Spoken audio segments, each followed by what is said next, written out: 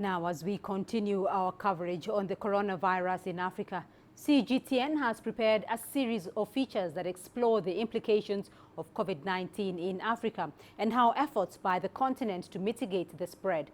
CGTN's Lindim Tongana joins us now with our first installment.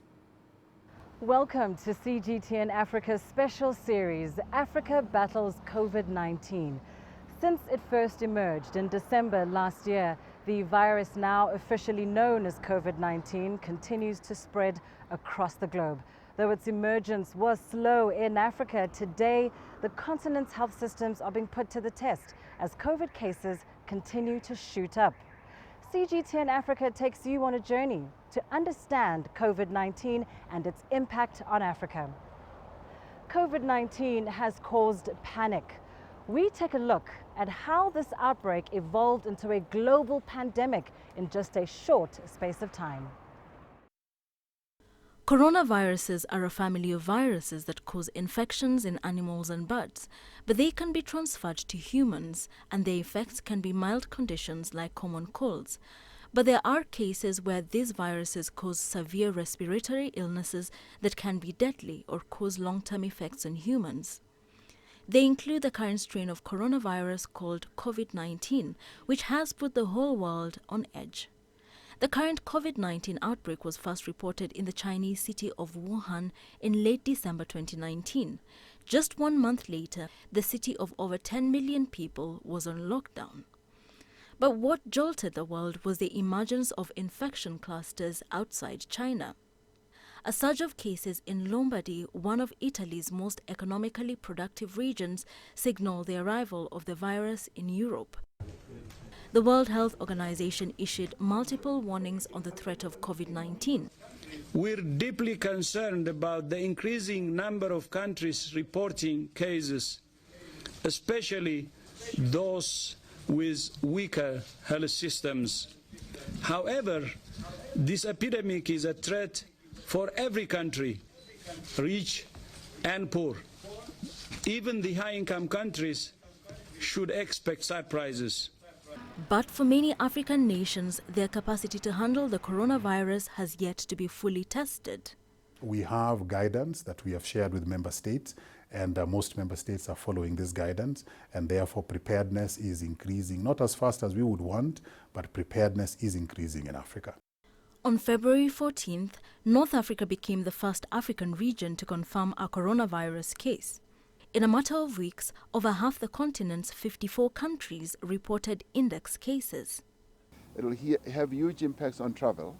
It will have a negative impact also on our economy, which, as we all know, is in a very, very precarious situation. We will continue to ensure that we handle this matter with the necessary care and capability that it requires. I urge Nigerians not to panic, but to allow experts in the public health space to guide the response in a calculated, scientific manner. We all know that if drastic preventive and control measures are not taken urgently, the economic, social, and even security consequences of the epidemic could be felt on a very large scale, and our dear continent Africa is particularly at risk given its relative fragile health system. The increasing number of infections and deaths globally has seen the World Health Organization declare the COVID-19 outbreak a pandemic. The announcement was made on March 11, 2020, less than 3 months after Wuhan identified its initial cases. We have therefore made the assessment that COVID-19 can be characterized as a pandemic. Many countries are still waiting to confront their first cases, and as global infection rates continue to climb, governments around the world are emulating China's sweeping measures to contain the coronavirus. Wilkisa Nyabo, CGTN.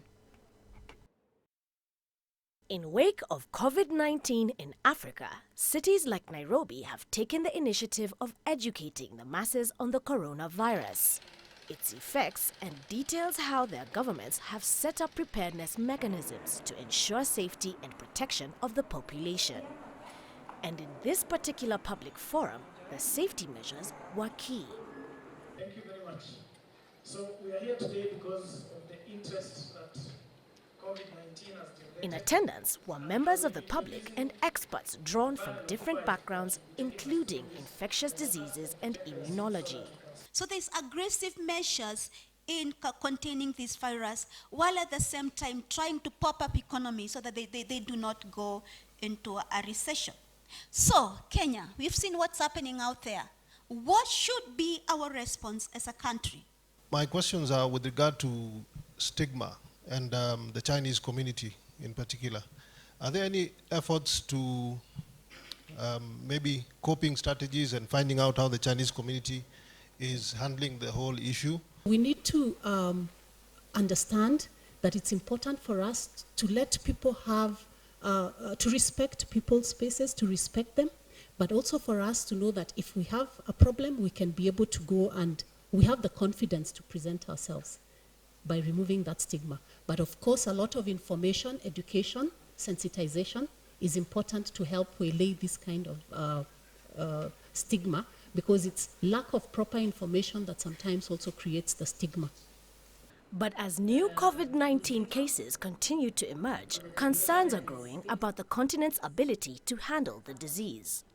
So you find people have rumors, are spreading rumors about the disease. People are coming up with memes about the disease. And of course, some of them are based on false information. So those kind of information have the potential of creating barriers towards seeking proper health care, because then without the proper information, you don't know what to do. You may end up doing the wrong thing, which may perpetuate the spread of the disease. For sure, government will have no extra arm to stretch. Already the government will be stretched in terms of the healthcare systems. Here it's a situation whereby we already have other diseases. We have cancer, we have diabetes, we have malaria, AIDS is still there, all these other diseases are still there, and then we have another disease that's going to overshadow each of those previous tensions fed in the health sector. And then you still want the government to stretch out and provide food for those who will have literally no food, no work, and nowhere to go. The forum was quite timely as Kenya broke news of its first positive coronavirus case a day later.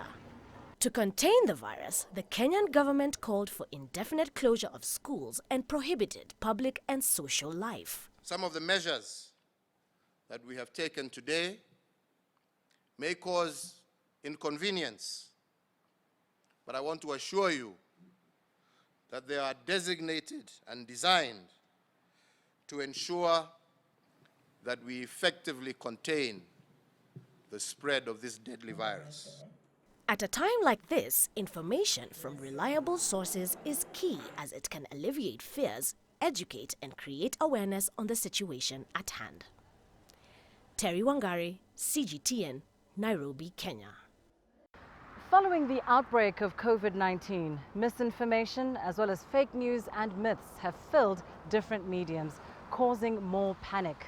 In this next story, I followed a Kenyan journalist to discover how they're getting real and authentic information.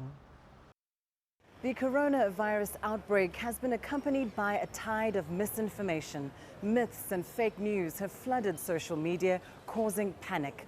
Well, today we meet a local Kenyan journalist to find out how traditional media is combating misinformation and separating fact from fiction. Let's go inside. Vera Okeo is a senior health and sciences reporter at the Nation Media Group. Being the biggest news house in East Africa, what happens here impacts the region. So the role of the journalists in the coronavirus outbreak is basically journalists are supposed to educate, inform, but particularly in the middle of an outbreak, your work is supposed to kind of like, first of all, work with public health officials and assure people of their safety. We have a desk that is dedicated to science reporting. I don't worry about meeting any other deadlines except the coronavirus. Oh, so I have two stories.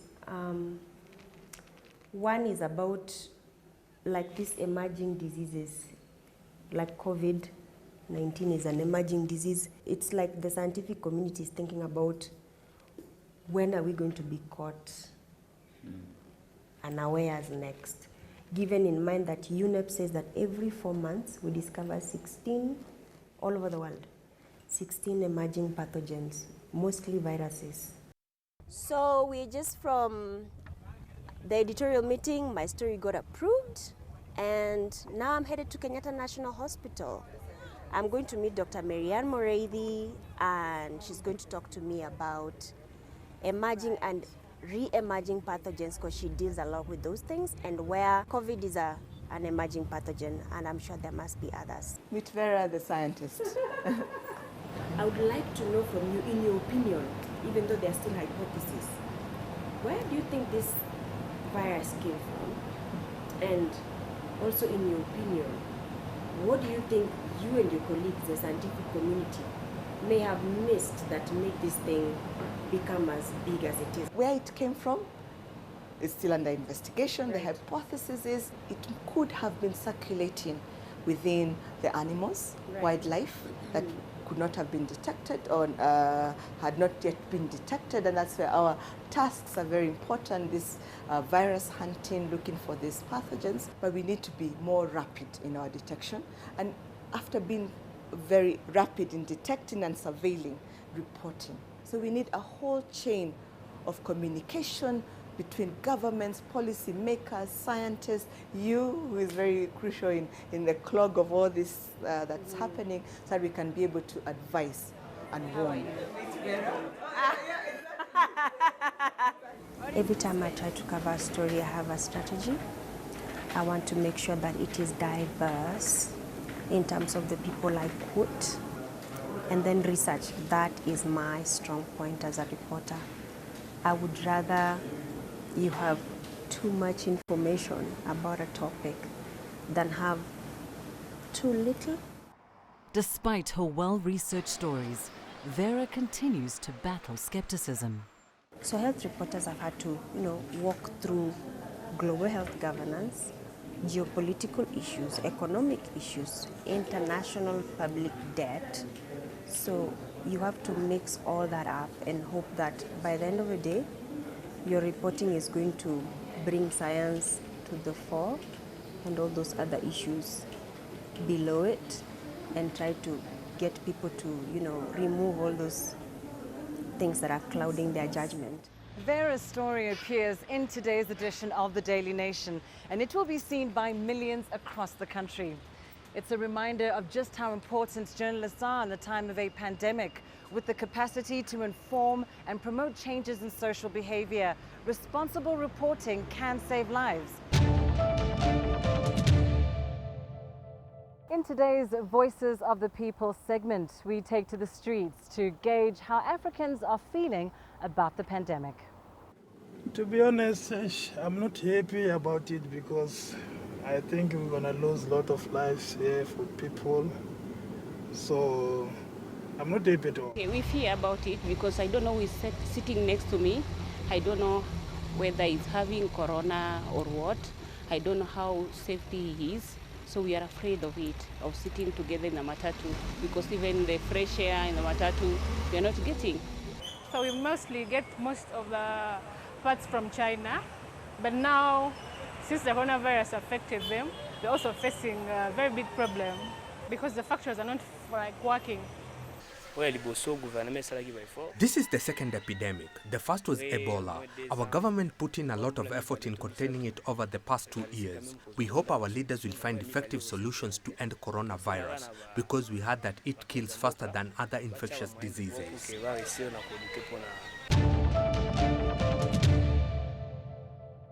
Well, that's all for today's special coverage. Africa battles COVID-19. Join us again tomorrow as we take a look at how COVID-19 is impacting Africa's transport sector. See you then. Back to you in studio.